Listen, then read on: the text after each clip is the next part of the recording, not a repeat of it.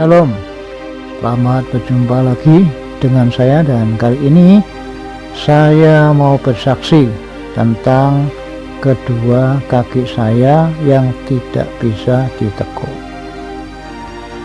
Nah, saya ini adalah seorang pemain, ya, hobi main badminton maksudnya, bukan atlet tapi hobi bermain badminton.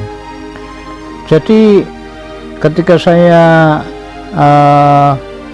setiap hari hampir ya itu bermain badminton di lapangan, sehingga saya merasa kaki saya kuat ya. Dan suatu hari tiba-tiba kedua kaki saya tidak bisa ditekuk. Nah ini saudara, kalau saudara menghadapi seperti itu, apa yang saudara lakukan? Ke dokter ya, periksa dan sebagainya. Nah saya sebagai hamba Tuhan tidak mungkin seperti itu, karena hamba Tuhan adalah taat, harus taat. Namanya hamba itu harus taat kepada Tuhan. Tuhan kita siapa? Yesus. Nah, jadi saya tidak mau langsung ke dokter atau minum obat atau dan sebagainya. Kenapa? Karena saya harus percaya kepada kata Tuhan saya, yaitu apa? Matius 8 ayat 17 mengatakan bahwa sakit, penyakit, dan kelemahan saya sudah dipikul, sudah ditanggung oleh Tuhan Yesus di kayu salib. Bahkan di 1 Petrus 2 ayat 24 ditulis bahwa oleh bilur-bilurnya saya sudah sembuh. Nah, jadi sebagai orang percaya, saya tidak mungkin ya tidak percaya kepada Tuhan saya. Jadi apa yang Tuhan Yesus katakan, saya percaya itu lebih dari fakta, perasaan, pikiran, kata orang dan sebagainya. Itu namanya hamba Tuhan, itu namanya orang percaya ya. Ingat-ingat saudara ya, yang disebut orang percaya atau hamba Tuhan adalah orang yang mentaati apa kata Tuhannya. Ya, di sini kita tahu bahwa kita punya Tuhan, namanya Tuhan Yesus. Jadi orang percaya atau hamba Tuhan harus taat kepada kata Tuhan Yesus, titik. Kalau dia mengaku hamba Tuhan atau orang percaya tapi tidak taat kepada Tuhan Yesus, itu namanya bukan hamba Tuhan tapi hambatan ya. Atau hamba setan ya, alias aspal, asli palsunya ya. Tidak peduli mau jadi pendeta kah, mau majelis kah, mau pelayanan apa saja kah, dia punya jabatan di gereja, tapi kalau dia tidak taat kepada apa kata firman, dia bukan orang percaya. Ingat-ingat itu ya. Jadi standar orang percaya, yang disebut orang percaya, ingat-ingat, adalah orang yang taat hanya kepada kata Tuhan Yesus, tidak ada yang lain ya. Itu sudah. Jadi saya juga sebagai hamba Tuhan, saya juga sebagai pengajar, saya juga sebagai guru musik rohani, saya tetap percaya apa kata firman Tuhan yang sudah saya sebutkan tadi. Jadi saya tidak kemana-mana, meskipun dua kaki saya tidak bisa ditekuk ya. Kalau di dalam bahasa kedokteran itu mungkin adalah asam urat ya, seperti itu. Tapi saya tetap tidak mau mengakui saya sakit asam urat. Nah, seperti itu Tuhan. Seperti itu saudara. Kenapa saya tidak mau mengakui saya sakit asam urat atau dan sebagainya? Kalau saya mengakui saya sakit, berarti saya tidak langsung mengatakan bahwa Tuhan Yesus itu bohong, Tuhan Yesus adalah dusta. Kenapa? Karena firman-Nya jelas berkata di atas yang saya sebutkan tadi, bahwa oleh bilur-bilurnya saya sudah sembuh. Itu kata Tuhan Yesus.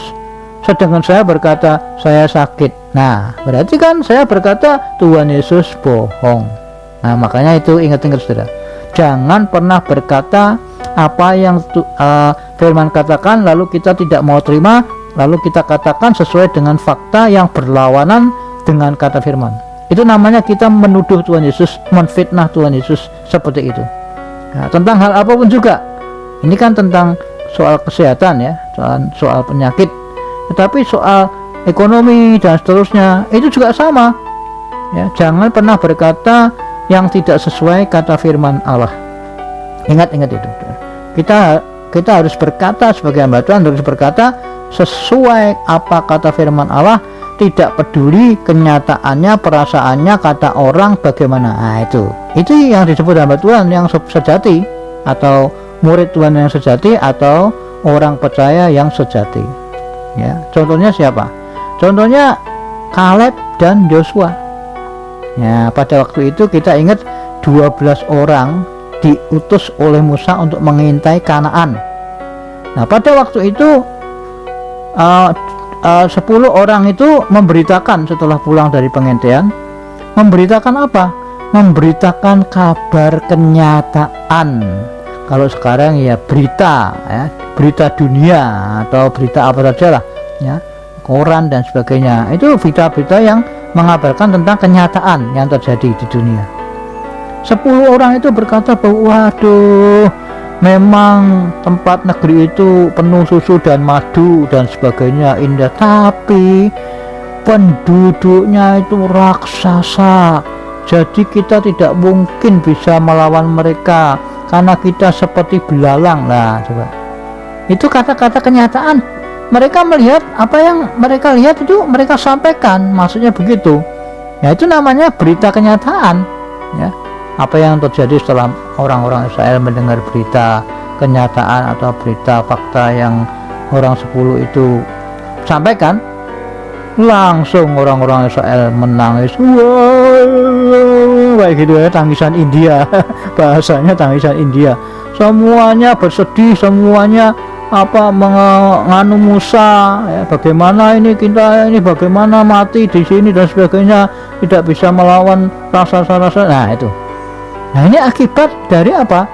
Akibat dari orang mendengar berita kenyataan. Ya, kalau sekarang berita koran, berita TV, berita apa saja dan sebagainya, itu berita kenyataan.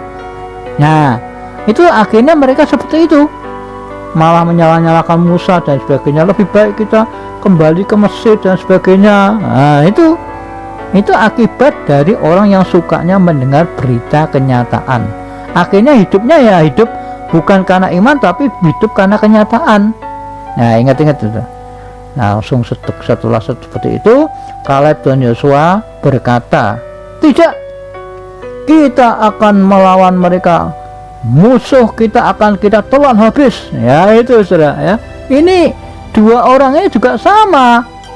Mereka juga melihat orang-orangnya itu tinggi seperti yang diberitakan 10 orang tadi, saudara, ya.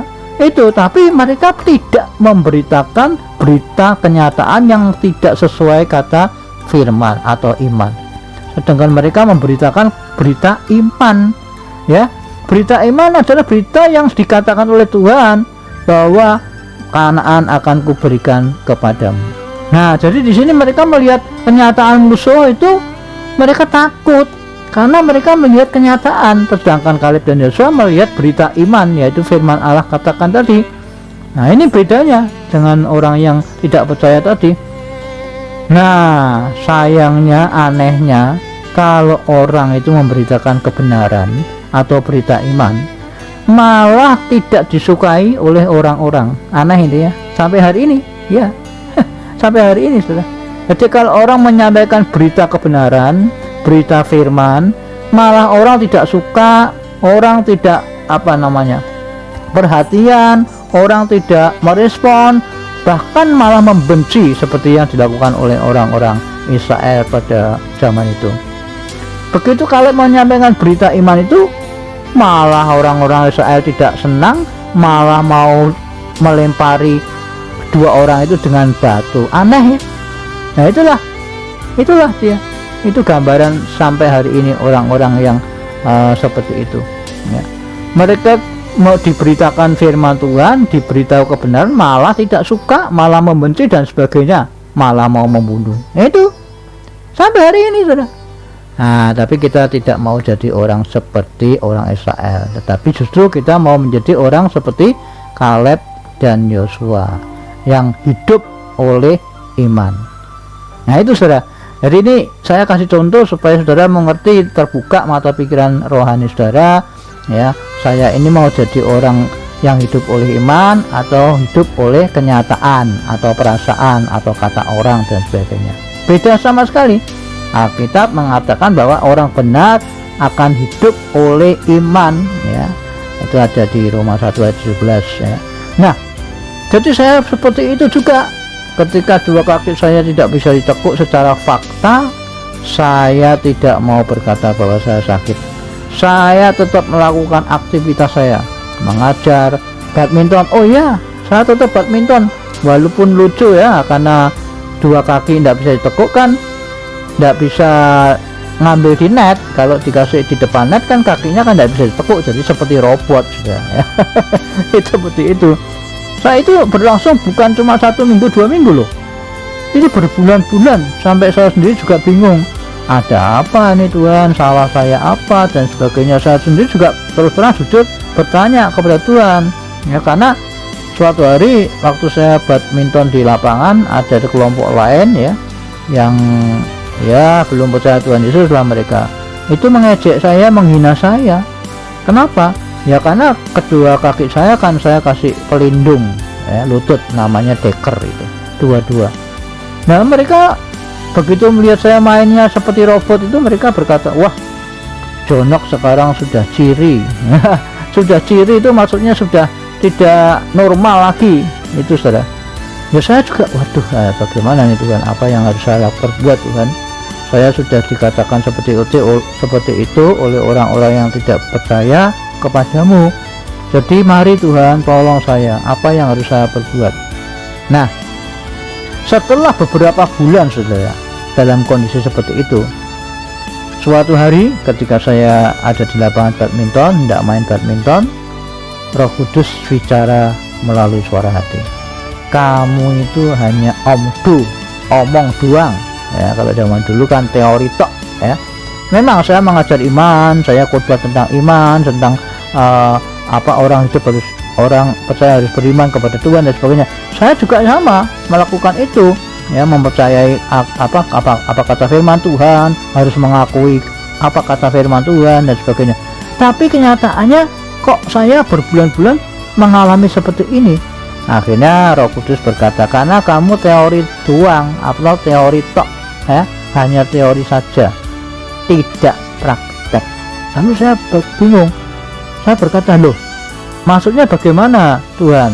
Lalu Roh Kudus bilang, kamu hanya berkata sebagai orang sembuh, tetapi kamu tidak bertindak sebagai orang sembuh. Itu jadi itu teori tok namanya, teori saja.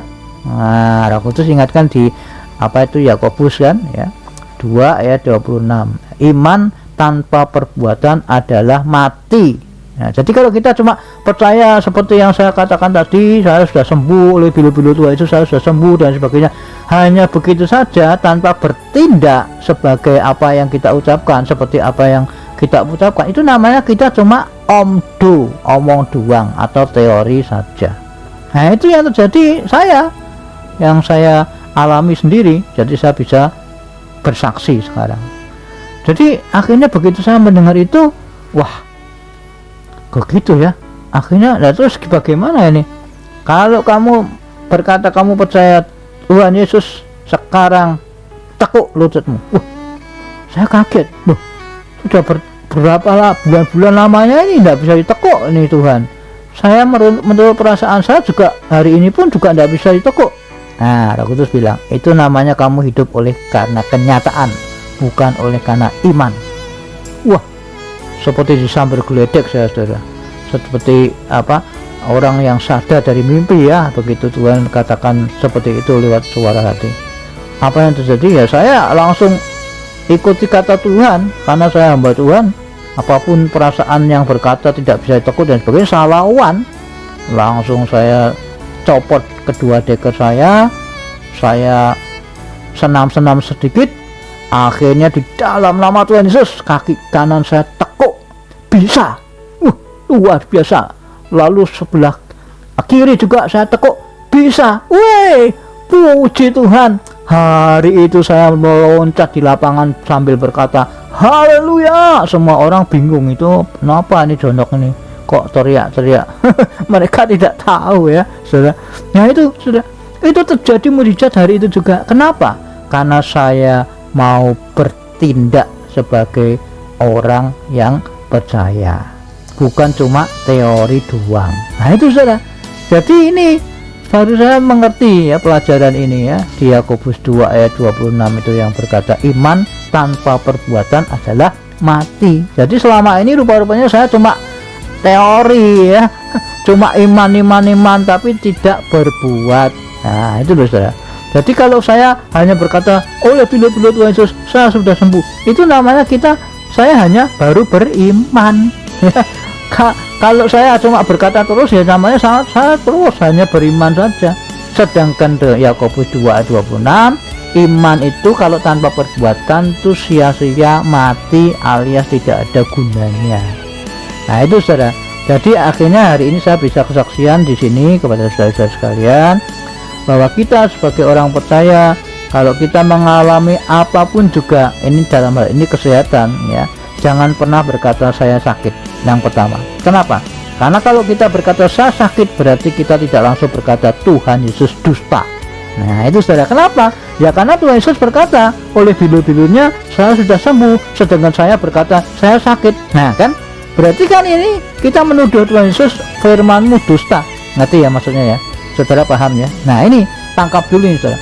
Hari itu saya bersuka cita. Kenapa? Karena sudah berbulan-bulan lamanya itu kedua kaki saya tidak bisa ditekuk, tetapi hari itu saya mengalami mujizat Tuhan karena saya percaya kepada firman Tuhan Yesus. Nah sampai hari ini saya bisa ditekuk kemana-mana lari ya. Seringkali kalau saya main badminton itu single ya, masih single dengan anak-anak remaja ya, mulai SD sampai SMA ya. Kalau sama orang-orang tua ya mereka tidak mau karena sudah usia, jadi dikeroyok dua. Itu saudara. Nah inilah yang saya mau bagikan buat saudara, bahwa kalau kita mengalami sesuatu, ingat, jangan cuma berkata atau jangan cuma beriman saja ya, tetapi kita harus juga bertindak sebagai apa yang kita imani ya. Tuhan Yesus memberkati.